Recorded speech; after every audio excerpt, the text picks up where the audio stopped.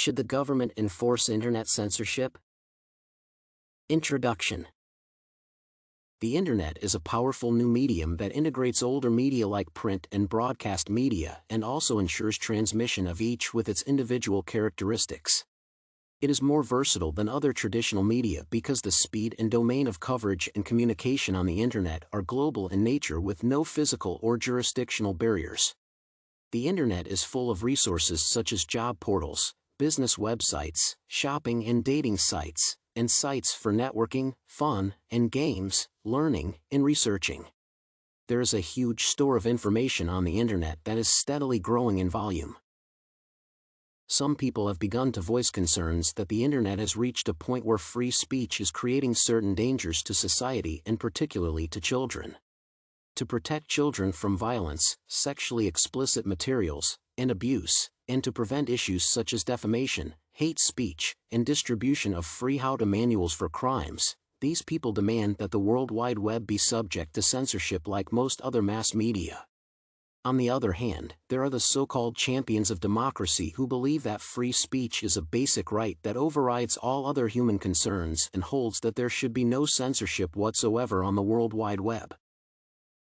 Thesis: censorship of the World Wide Web is not advisable as it infringes on the basic rights of freedom of speech and freedom of the press, and there is the possibility of misuse in the hands of authoritarian governments.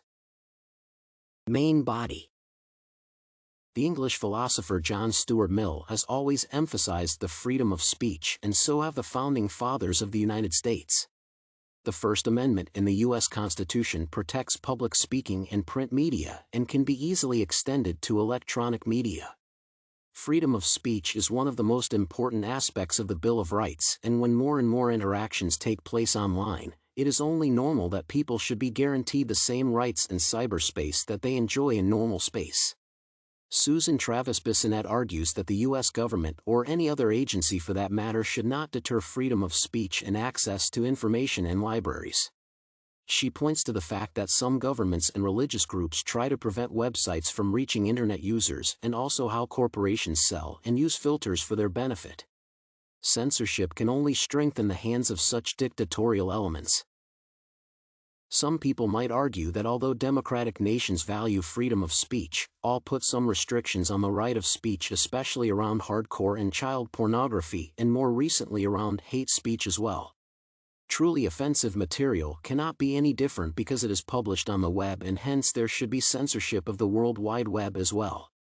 However, censorship of the internet is a difficult proposition, as one would be hard-pressed to guarantee that any source of material is completely safe for minors. Moreover, as the internet is open to all countries, what is culturally considered safe in one country may be considered unsafe in another country. Some sexually related material may be valuable and useful to a great many people, though they may not have as much value to everyone.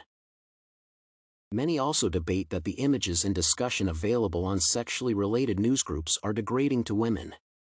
However, that need not be the case and is not necessarily the case currently. Censorship of sexually explicit material is even more harmful to women because it denies their sexuality and prevents them from discussing it.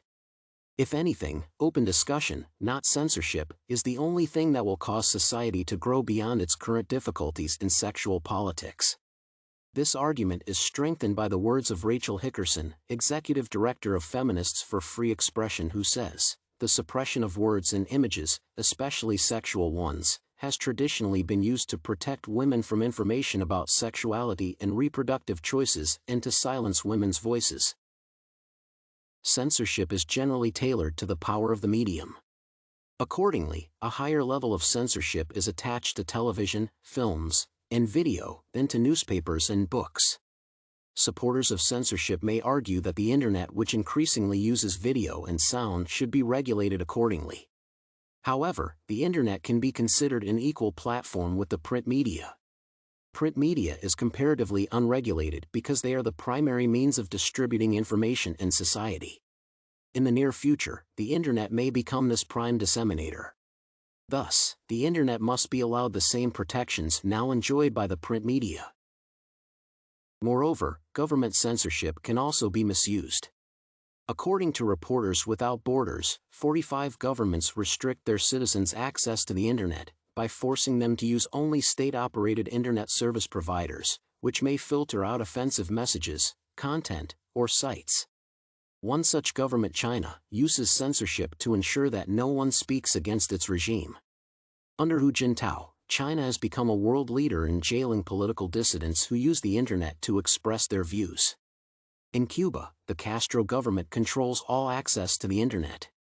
There is also the case of selective censorship.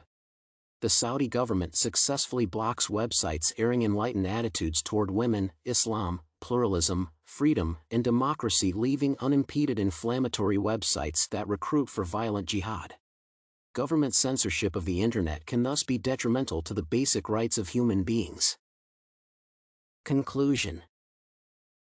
The Internet in general and the World Wide Web, in particular, are often criticized for providing an information infrastructure that can also be misused for the distribution of content that is illegal or offensive, such as propagandistic material from the radical left or right wing, child pornographic images and video sequences, instructions to build bombs or make drugs, and information for terrorists.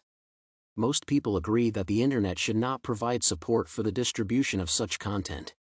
However, government censorship is not a practical idea, as it infringes on the basic rights of freedom of speech and freedom of the press, and it can also be abused in the hands of dictatorial governments.